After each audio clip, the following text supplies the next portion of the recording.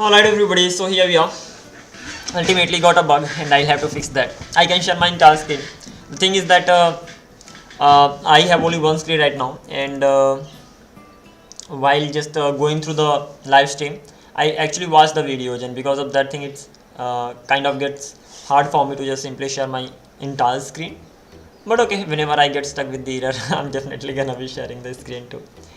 Alrighty, as for this one, just a sec. I hope right now my entire screen is being shared. Just a minute. Yeah, the entire screen is being shared right now. So let's continue from here on. Many bugs are here. Don't know how have I been even following the tutorial so far. Save all first of all. Could this be the problem? Don't know. But okay, let's go through the things, especially from the beginning, because yeah, I do need to go through the at least code written by me once. These are the constants variables, you don't really need to worry about them. Okay, let's talk about the app. Ultimately two things are happening over here. Your HTTP server is here, your WebSocket server is here, and combining both of them things are actually being just made here. But let's see how it's gonna be going on.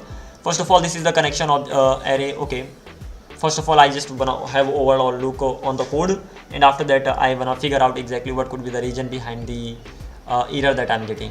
First of all, okay, so let's continue. So room object I have over here, connection object I have over here, rooms will contain, it's okay, this should be fine. Then after that the port number, app.express, static public, fine. Okay, this is the HTTP server that I'm actually creating, and this HTTP server will be given to the WebSocket, as simple as that, and WebSocket will be running on this particular HTTP server too. So ultimately I've got my server object, and when it comes to creating the WebSocket, so I'm actually giving it this server, and that new WebSocket server gets created. So just like that, both of them are running kind of on the same port, I must say. And after that server I have here, and this server has the app, and then I'm just simply running the server at the end of the day like this, fine. And create room, post room, I'll have to even check whether they are working fine or not, but for now this is fine. I'm just simply rendering the index.html, and it's simple. I have a backend, that backend simply running the index.html. so kind of there is a backend that is responsible for running your HTML file. Alrighty, and then the WebSocket server is here. Once I have the WebSocket server, just creating the getting the connection state here. Like once the connection is ready, this particular function will automatically be triggered. Getting WebSocket, getting request. One more thing, in the request I will be getting my user ID too. So if I actually have a look over here, so user ID, extract user ID from the request, I'm getting my user ID. Add connections, adding the connection to the of course kind of connection, so that's fine. And then there could be three things. I will be getting the message, I may be getting the message error or closure. I mean, these things may happen. And handle message, what am I doing inside handle message? Let me even check that. Kind of come back to this later, fine, not really doing anything. Failed message. The thing is that I haven't been quite consistent going through all these things. For the past 10 days, you must have the idea, I haven't been able to go live on YouTube. But okay. Handle disconnected, what am I doing while it gets disconnected, and when will this get disconnected? The question is this: as soon as I reload the page, will it trigger or not? Let's check this thing out. So whenever the page is reloaded, alert page reloaded, the question is that when does this actually gets triggered?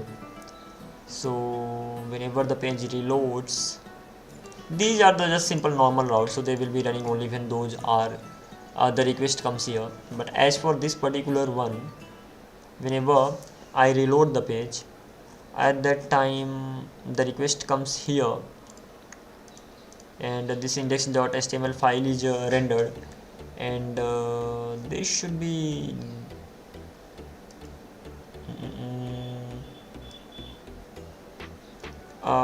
WebSocket, new WebSocket connection should not be created, but let's see what happens. Reload the page. Alert, there is no alert. Okay, this is not even running, fine. Okay, here we are. Now reload the page.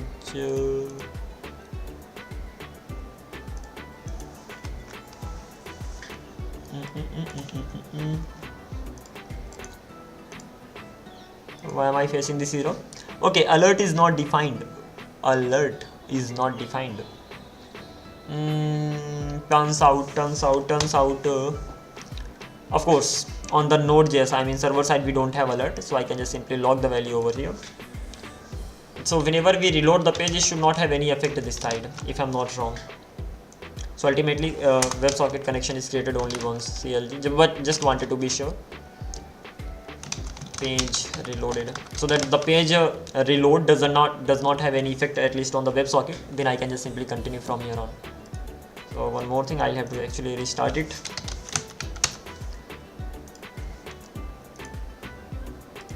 Alrighty, user is created. Oh wow, it does have the effect. So whenever you reload the page, at that time a new WebSocket connection gets created. Interesting. New WebSocket connection gets created.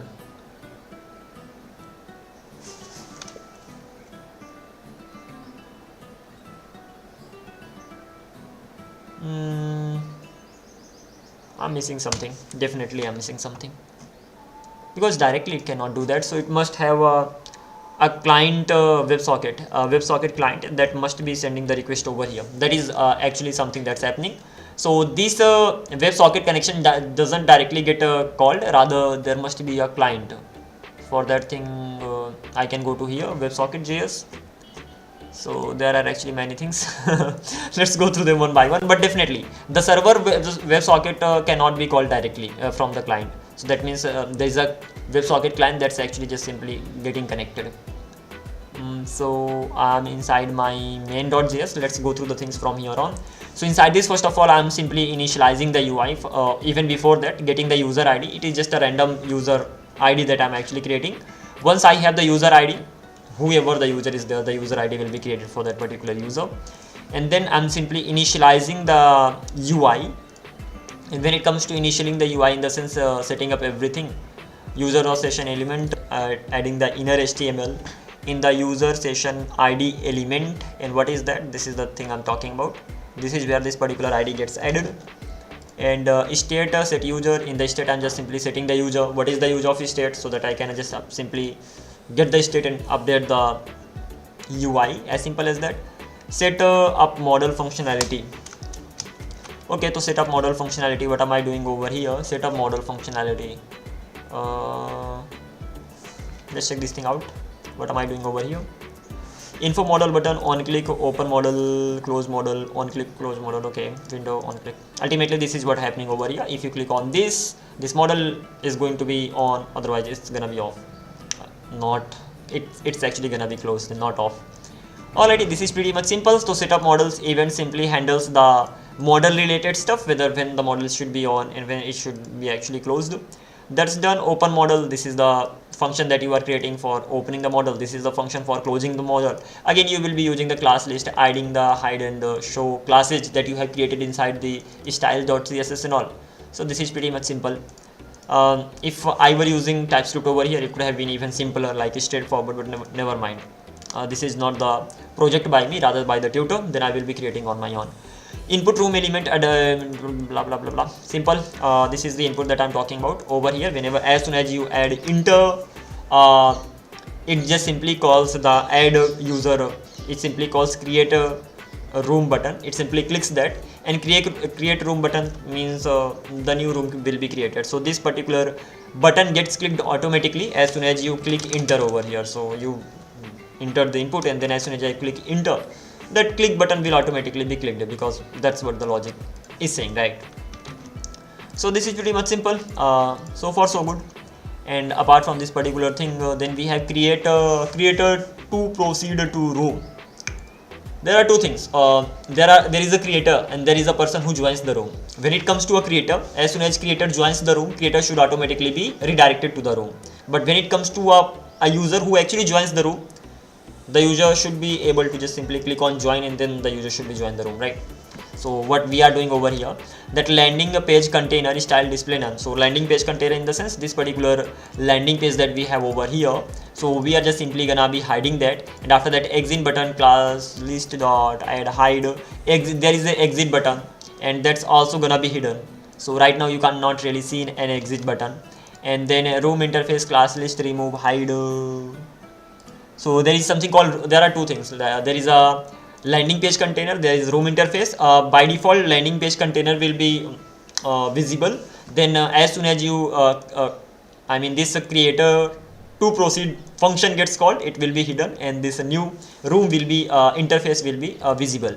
And room name, heading, tag, text, content, you are in the room. Okay, that's also gonna be visible over there. So if I actually show you the result, exactly what happens. So as soon as I create any room over here, just like this, if I just click on enter, this is the exit button that I was talking about, destroy room, and this is the room interface that I have over here. And ultimately few things get hidden, few things gets visible, things keep going on. But yeah, overall you need to go through the code properly in order to understand it well, but never mind, let's continue. So creator to proceed button is great, but when is this actually getting called? That is what I will have to keep in mind. So this must be getting called as soon as I click enter, right? So over here, create room button, whenever this particular button is clicked, where is this getting called? It must be getting called somewhere. Initialize UI, set up models. Let me have a look at this. Not calling it here as well. Open model, close model. Open model simply opens, close model simply closes, and on click event.target info model container. Just a sec. Close the model if clicked outside, that's also fine. And set up models, I'm simply setting up the model. This is all about related to the model, so no need to worry about that. This is gonna be the room logic, and when it comes to this room logic, key press enter, this button simply gets clicked. That's also fine. And as soon as I click on that button, okay, so I have to check where do I have the logic of clicking that button. So whenever this button gets clicked, at that time I must be calling this particular creator to proceed room. And whenever this of course destroy button was here earlier, whenever that gets called, I will be calling this one. Pretty much simple, straightforward. Custom logger is just simply logging the values inside this particular logger that I have created over here. Alrighty, so first of all, inside creator to proceed room, I'm just simply rendering different interfaces. That's fine. And when it comes to exit room, so that's the same thing I'm actually doing, rendering different interfaces depending on the need. Apart from that particular thing, I'm resetting the state. In the state, by default I have the current user. So if I actually show you that, don't I have the state over here? That should not be the case. Just a sec, state reset. Where is this coming from? Kahan gaya bhai? Just a sec, give me a second. Click on reset state, here I am. And inside my state, by default I'm gonna be having user ID, WebSocket connection, and room name. And a room name can be changed or will change most of the time, because once the user just simply leaves the room, so room should be null. When it comes to the user ID and user WebSocket connection, they are gonna be quite persistent most of the time, but this room name will keep getting changed though, because of course user can join many rooms. And this is the state of the current user, so you are the one. If you are on in the website, so you are gonna be the user and your information is going to be in the state object. Why do we need to have it? So that we can just use it in some other at some other place. Forget about the prepositions. Okay, here we are just simply setting the state, fine, setting the user ID, setting the WebSocket connection, setting the room. These are the simply setters that I'm creating. And lastly, I have this reset state, and I'm ultimately room name, setting room name to null. Why am I doing it? So that user should exist, but once the user leaves, there should be no room. And just simply getting it. So far so good, not really quite like hard to understand stuff here. And this should be called there as well. So we have two functions. They should be called whenever we are clicking on the buttons, right? And this is the log to custom console. Again, over here you just simply give it the message and the color, and it simply renders that particular message. So it just simply adds the message in this particular box that you have created, kind of a console. Okay, no need to worry about it. Alrighty, so far so good. What else can we do over here? The important thing to remember is that we have a creator to proceed, exit room, and log to custom console. Got that? So let's close this from here. And the next thing is that this initialize UI section is done. Apart from this particular thing, inside this I'm calling WebSocket client connection, and then I'm creating a new connection. The new connection is gonna be on the root URL.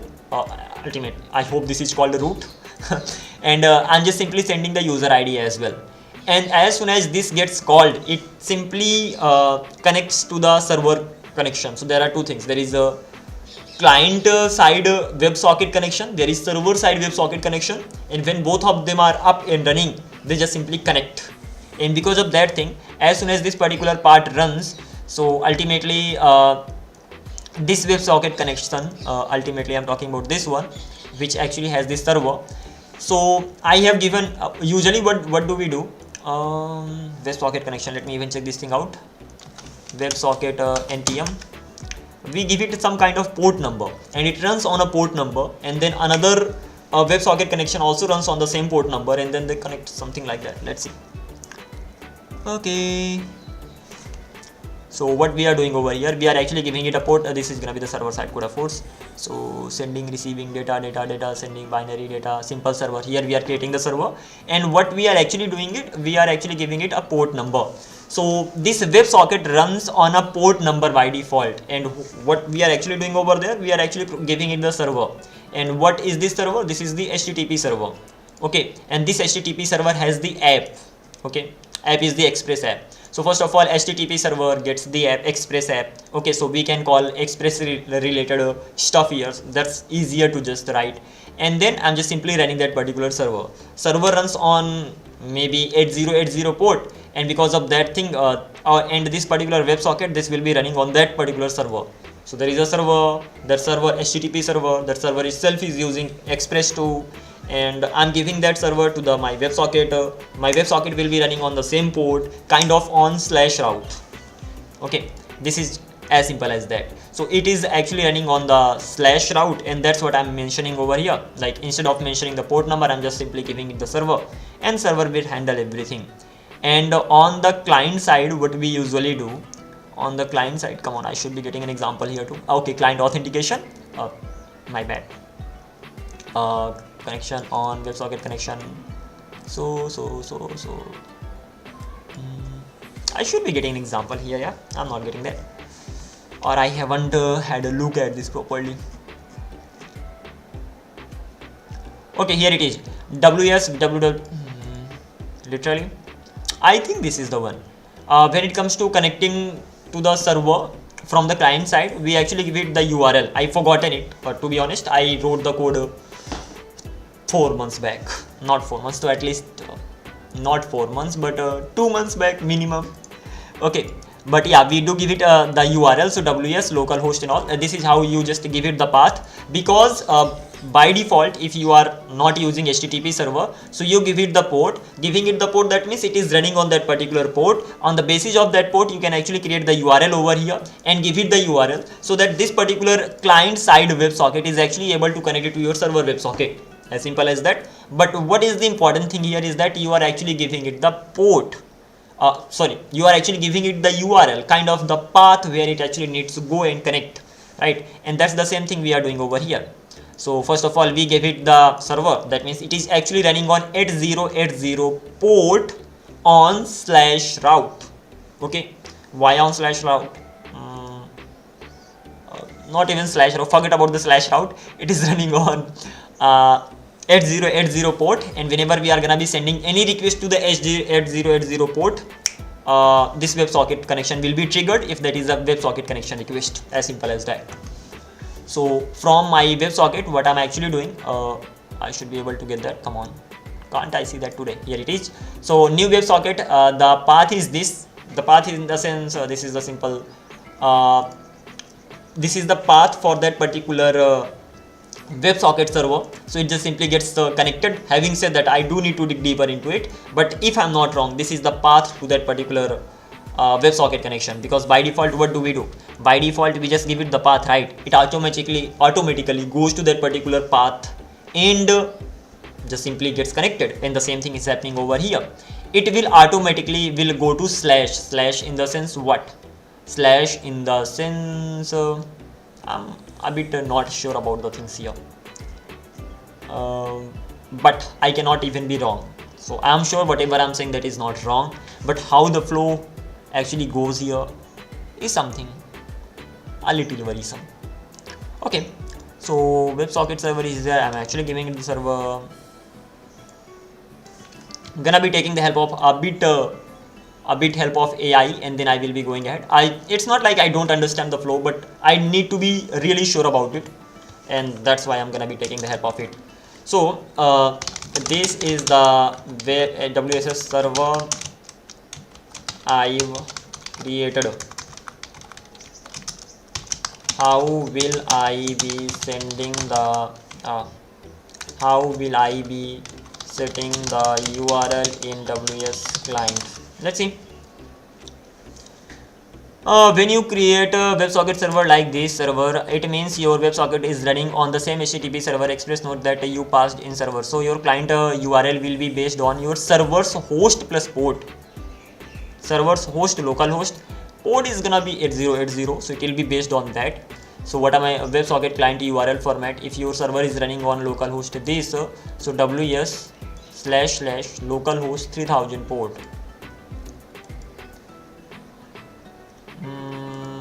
This is gonna be for the client side. WebSocket client URL format. Server side, the express is there, server is there. I'm actually giving it the server. I'm simply running it. Interesting. So ws.open on message. These are the things that are gonna be happening. And server side, it is gonna be having the server. It may have the path as well. /ws. Hey, hang on. /ws will have it. This is the extra path that it will have, kind of the route that, okay, even only when you go to /ws, then you will be this WebSocket connection will be ready. And on the client side, then you will have to provide this /ws. That means by default you have to provide only this much URL. That's great. You can provide only this much URL too. And the region, okay, this is fine. Giving it the server, that means it is running on the same port and same host. That simply means from the client side over here, when I'm actually sending this request, so I can do it like this. HTTP / localhost and 8080, just like this. It can be like that as well. And this simply means the route request, right? The kind of base URL, not even the base URL. What does this route is called? I don't even know the name of /. I hope this is called the /route is called home route. Yeah, root route. I've been calling it root route, so I haven't been wrong. But this is also called the home route. So that's equivalent to the home route. Okay, so this should also work if I'm not wrong. So let's even check this thing out. And if I call / here, that simply means the request will directly go to the. And why will the / work? Mainly because this index.html is being rendered because of the home route. Let's see. First of all, let's call only this much and see what happens. So it should be working, right? Definitely. Let's try this thing out, something new, and see whether the WebSocket connection actually gets ready or not. So I'm gonna be coming here. I'm gonna reload the page, and let's go here. Page reloaded. That means yes, it is working. It is working in the sense my client is actually able to connect it to my server. That means this path is actually right. The question is that I want to know the difference between this versus this, and why does it work. So here we are. Why does the second one work? Remember, my index.html file is being rendered using the home route. I mean, this should be fine. You should be able to understand. Okay, great to observation. Understanding is correct. Dhanyavad. WS client, because your browser automatically assumes same host plus same port where your index.html is running. So if your page opened at this / then new WebSocket, this actually becomes this. Okay, it is the job of my browser. Okay, so because your browser automatically assumes, so this works because your browser automatically assumes same host plus same port where index.html is running. So if your page is opened at this, then this means this, as simple as that. It automatically uses the current domain. So why does the first one not work, right? Why does the first one not work? It should be working because WebSocket does not use sorry, WS. My bad. I should have used WS over here, but never mind. I don't know why it actually worked. Maybe it did not. I just assumed. Now it should be fine. npm start. Let's see whether it actually gets connected or not. Reload the page. You have connected with our WebSocket server. Dhanyavad. Let's try to check this thing. Page reloaded and connected. Maybe the last time I did not get connected and I just assumed it to be connected. Could be. Not sure, but never mind. Let's try it. It's better to be sure, right? So if I just write HTTP here, npm, and reload the page, you have connected to with our website. Wow. How and why? Server listening, page reloaded, this connected to WebSocket. What the hell? Why am I getting connected to the WebSocket server? If I'm actually writing HTTP over here, it should not work, but it is working actually. I'm able to connect to the WebSocket server. So if I'm just using this slash, that means the URL will actually become this. So I don't need to worry about this at least. And because WebSocket does not use HTTP protocol, but I'm giving it the HTTP protocol, and if I'm not wrong, it is actually able to connect.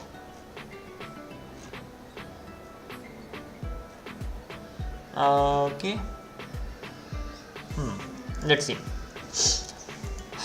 Gotta know more about this. Why is this actually happening? So this is the connection that actually getting made here, and once the connection is ready, then I will be handling the connection. When I'm actually handling the connection, so CLG WebSocket. Let's try this thing out. WS and WS. What will I actually get? Just below page reloaded. I hope I'm using node mon over here, so I don't really need to restart it over and over, but never mind. Here we are. Reload the page, and it's too long. Actually too long. Okay, here we are. So WS ref page reloaded.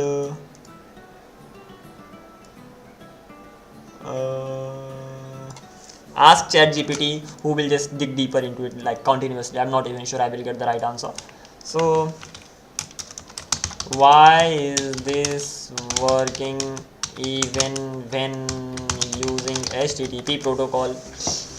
I hope because you are not actually using HTTP there. It only looks like HTTP. Let me explain clearly. Okay, in your browser, new HTTP, this is technically invalid because WebSocket only supports this. Yeah, that's right. So why does it still work? Because most browsers are smart. Wow. And do an automatic conversion internally. So this HTTP actually gets converted into WebSocket. Yeah, this is the reason it works.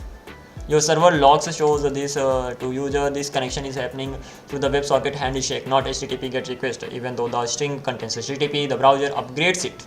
Thank you very much. So ultimately things are clear. It doesn't matter what you write on the front end side. It will automatically convert it to the WS if that's a WebSocket. But never mind. The main doubt was here, and it is clear that bro, first of all use WS over here if possible, and use slash here. Again, that's not required, but it would be better. Apart from this particular thing, there's another way to. You can just simply comment this, and you can just simply use this slash only. What will this do? Browser will automatically assume slash means the URL. the normal URL that you have, and that's it. The base URL of your website that you are on right now. So that's the one that's going to be used. Having said that, let's have a look a little bit. So /user, fine. And one more thing was mentioned just at the top, that you can actually give it a explicit path, if I'm not wrong. So let's even have a look at that particular path too. Explicit path in the sense, on your server side, what you can actually do, that server kahan gaya bhai? Okay, app here. So what you are doing over here, you are just simply creating the server, right? And you can actually give it the path, and path can be anything, right? So path can be /ws. Sorry, that's bad actually. Path can be /ws. This is mainly the path for the WebSocket. That simply means if you try to connect right now, it will not connect. Why will it not connect? Mainly because it should be WS right now, as simple as that. And this slash simply adds your base URL like WS, HTTP, this, etc. automatically, so you don't need to worry about that. Let's try it.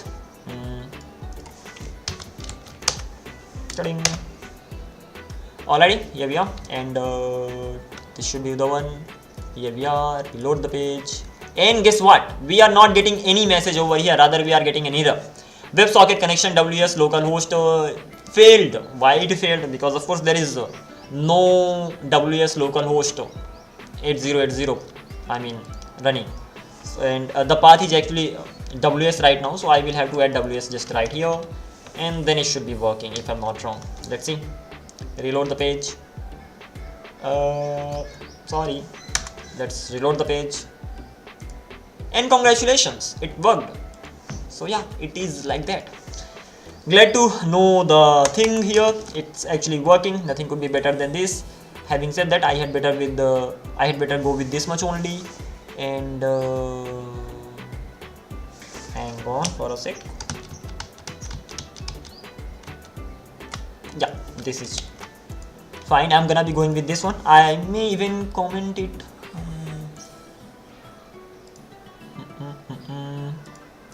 I have so many connections here, that's bad. Out of them, which one will I be using here? I will be just removing this particular section from here. I may even comment this one too, and I will be using this one. I mean, all of them are the same, they do the same job, so don't really need to worry about it. But okay, slash means the base URL, as simple as that. And it will automatically assume that base URL or get the base URL from your browser side. Your browser already has that, so you don't really need to worry about it. And that's it. Your server is running on 8080 port and localhost. So when it comes to my server, so I'm actually giving it my server. That simply means over here host is gonna be localhost, and port is gonna be which port? 8080 port. Having said that, you can even give it the path, and path you can explicitly add the path as well, just like this. Pretty much simple. Okay, things are quite clear. So once the connection is ready, I'm just simply getting page reloaded. That is fine. Now it's clear that why the page was getting reloaded, mainly because there is a WebSocket client on the browser side, on the client side. When that's ready, the instance gets created. It just simply kinds of sends a request on that particular port, and because the server is running, it simply receives that, and just simply the connection gets ready. Then I'm actually getting the user ID. Once I got the user ID, I'm just simply saying that user got connected. Not only that, from the server side, that's fine. Okay, user got connected, and after that I'm just simply adding it to the connection. That's fine. Then there may be messages, not quite handling the message right now, because of course from the user side I'm not sending any message. So if you actually have a look at this, come back later. What else? And if there's a disconnection in the sense, if you reload the page, then it will be disconnected, right? And yeah, that's right. Wait, this is the server side disconnection. It will only happen when you stop the server, otherwise it will never get disconnected, the server. And as for the client side, you should have your own way to handle it. That's what I'm thinking right now. I hope it's gonna be the right one, but let's see. So find index of the connection state. Just a sec. User ID is here. When does this function gets triggered? I have to first of all check it. So CLG handling this connection. Again, this should be pretty much easy peasy. I mean, easy peasy to check. Okay, so I just want to merely check when does this function gets triggered. Ultimately, this close event gets fired, and I am on what? I am on the server side, ws.on, and okay, I'm on the server side, and on the client side I have registered socket events, so I will have all of them inside ws, and here state set ws connection, so pretty much okay, fine. First of all, I'm setting the state as well. As soon as I got my WebSocket connection on the client side, of course, I'm just simply setting it to the state. One more thing, it's not over yet. One more thing in the sense, ws connection, and I'm getting it from main.js, and this ws connection I got from here. So ultimately, on the client side, I got my ws client connection. Using this particular ws client connection, I should be able to make a request to the server, ws server, and once this thing is done, then I'm here, got that, added that to the state so that I can actually use that anywhere whenever it's needed. Then ws client on open, whenever it opens, I'm just simply gonna be adding this particular log to the console, kind of the console that I created, and then some extra things. On message, on close, on error, I'm gonna be handling message. This message will be sent from the server side. Kind of, I'm not really sending any message, so it's just gonna be logged like this. Handle close, really interesting. What am I doing? Log to console. You have disconnected from our server. Null true, this fine. And handle error if there's any error. Okay, let's try it. Not let's try it. Come on. So reload the page. I hope the server is actually running right now. Let's restart it just for the safety purpose, extra precautions. Reload the page. WebSocket connection, this failed. Yeah, obviously, because I have changed the path. So let me correct the path right now. The path is actually inside the app.js, where I'm actually creating the server, WebSocket server, and I've actually added this path over here. This should be removed. Okay, this should be fine right now. Again, gotta give it a try again one more time. Reload the page, no error. You have connected with a WebSocket server, that's fine. I have connected. What is the next thing that I can do? I can reload the page. A new user will come. But let's have a look at this. Handling disconnection. Interesting. That simply means if you reload the page, okay, a disconnection request will be sent to the WebSocket server, and close event will be triggered on the WebSocket. Okay. So first of all, user got connected, then total user. As soon as I reloaded the page, handling disconnection, user this particular removed from connections, total connections 0. Then again new user got added, and total connection is this, and that's what actually happening over here. So that simply means that as soon as I reloaded the page, this particular close event actually got triggered. I hope this is an event. Definitely this is an event. And once this got triggered, so I already had the user ID, and once I had the user ID, I'm just simply removing it from the server side. As simple as that. So handle disconnection. I am here. It gets triggered, of course. Okay, don't need to worry about this. As soon as you reload the page, keep it in mind.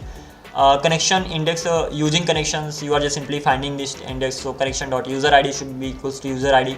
That means that particular user does exist. If the user does not exist, you will be just simply returning from here. If the user does exist, then you will be removing that connection from the server side. So connections is splice, connection index, and one find, and user ID remove the total connected users. That's fine. Then what else you are doing? User got removed. That's fine. You will actually be removing the room related to that particular user. So first of all, you are checking for room. If room.peer1 is equal to user ID, so you have the user ID, right? Yeah, I do have the user ID, and you have to remove the room as well. That's right, fine. So I'm checking whether the rooms that I have, I'm getting the all rooms one by one. Then I'm checking the peer ID. If that's actually equals to the user ID, I'm setting it to the null. Why? Because that particular user actually got removed, because that particular user reloaded the page, as simple as that. And that is why first of all I'm setting the user ID to null. Doesn't matter which particular room that user is. Okay, and apart from this particular thing, room.peer1 clean up empty rooms, and if in case there are no users, I mean there is no peer 1, there is no peer 2, I will be removing the whole room. Interesting. So it's like there are two users, one user reloaded the page, the ID peer 1 is gonna be null. If and the second user did not reload the page yet, so the room still exists. But if the second user actually reloads the page, kind of leaves it, as simple as that, because there is no database right now. So they are but still, even if there is no database, if both of them reload the page, they are gonna be gone. It may not be like that too. It depends on you exactly what kind of functionality you want to have. But okay, as per this functionality, if you reload the page, user will be gone, mainly because as soon as the page is reloaded, user is actually what? User is just the ID, right? As soon as you reload the page, new ID gets created, and that's the user right now. So you are not quite signing up and signing in, and because of that thing, we are just simply creating the ID for the identification of the user. And if I reload the page, I will get the new ID. That means previous user is gone, and if the previous user is gone, there's no user as such, and that is why we are just simply removing it. Having said that, if you were using authentication, authentication should have been quite enough, email ID and password and all, then yeah, you may have had a quite persistent user data and all. Okay, that's fine. I mean, it can be implemented that way too. So we have once both the user reloaded the page, that simply means the room should be deleted, and that's what we are doing over here. So room, I'm just simply finding the index and I'm simply splicing it. So far so good. Now the really good question is this working as expected or not? Working as expected. I created a room, suppose secret. It's time to figure out the bug. So I created the room, you are in the room secret, and there is only one user in the room. If I reload this page, the room should be deleted, but this is not actually happening, right? If I just simply add secret again, this was the main bug. The room has already been created, try another room or join, that's fine. Let's figure it out. Okay, so as soon as I reloaded the page, this particular thing got triggered. Okay, and the user is definitely gone. I wanna check my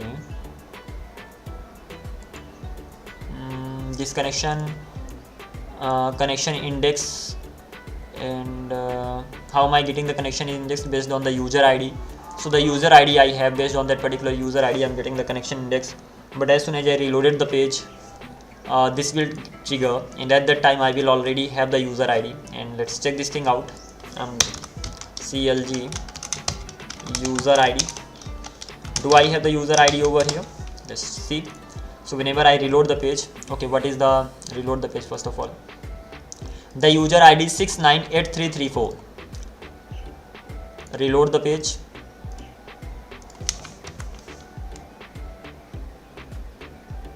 removed from the connections, and the new user got connected, and that's fine. Okay, I do have the user ID. What else? If I have this particular user ID over here, that simply means I'm able to remove it from the connections. Removing it from the connections. Okay, alright, got the by default the index should be 0 only. So CLG connection index, let's even check the connection index right now. By default it should be 0, because of course there's gonna be only one user. So let's even check this thing out. Reload the page, one user. Listening, the user got connected. Reload the page again, another user.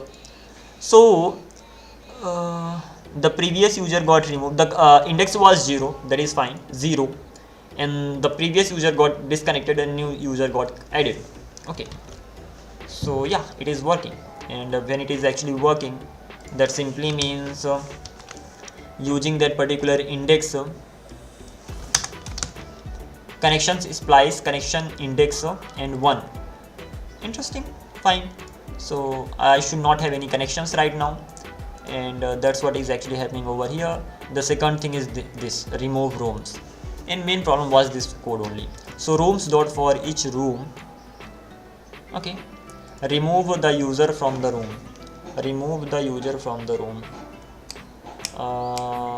Fine. So let's check this thing out right now. CLG room before, and let's add rooms over here. That should be fine. There's gonna be only one room inside room, so I'm not really worried about it. And CLG rooms after, just like this. Let's check this thing out right now. Reload the page, and again one more time.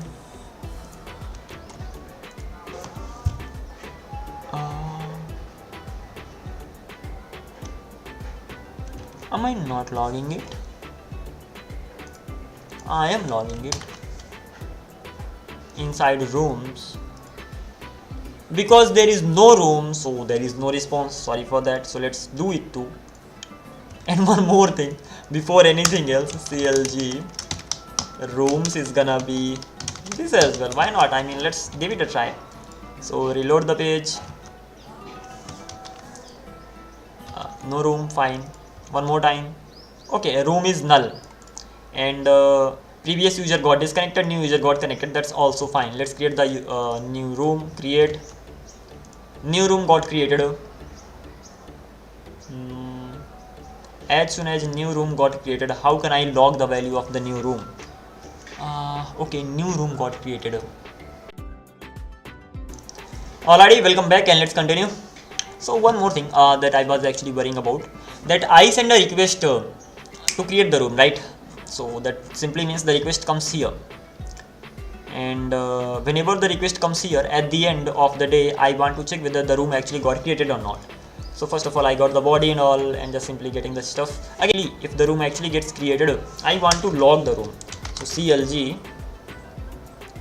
and created rooms, and that's gonna be rooms. This should be fine. It should do my job. Reload the page. Dash room should be gone. Let's see. Reload the page one more time.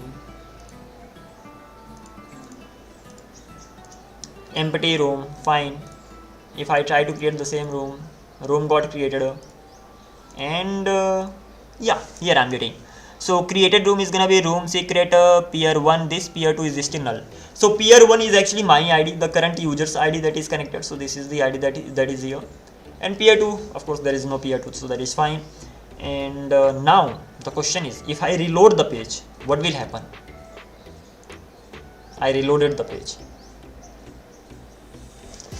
So when I reloaded the page, before I had this, after I have this. Wow. In both the cases, peer 1 became null, that's fine. Peer 2 was already null. This room did not get removed even after that. Room has been removed as it's empty. Just a sec, will I be able to create the same room again? Oh yeah. What kind of bug was that?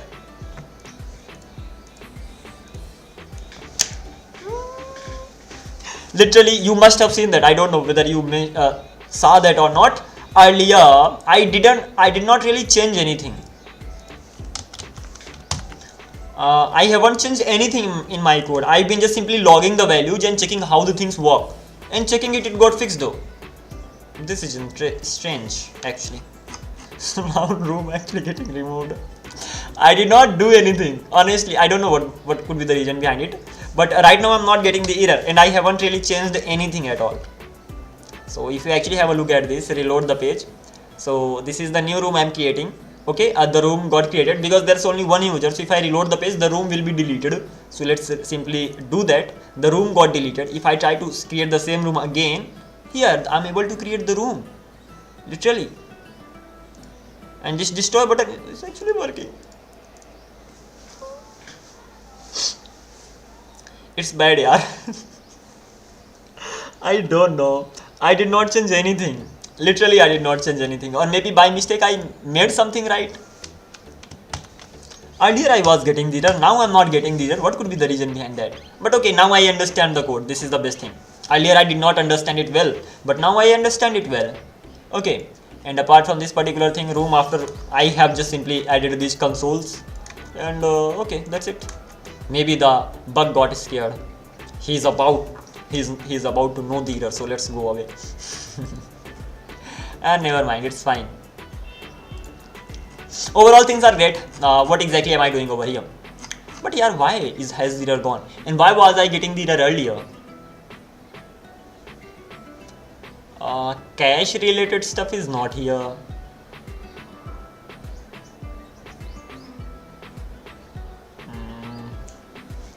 God knows. Sometimes even this happens. Never mind.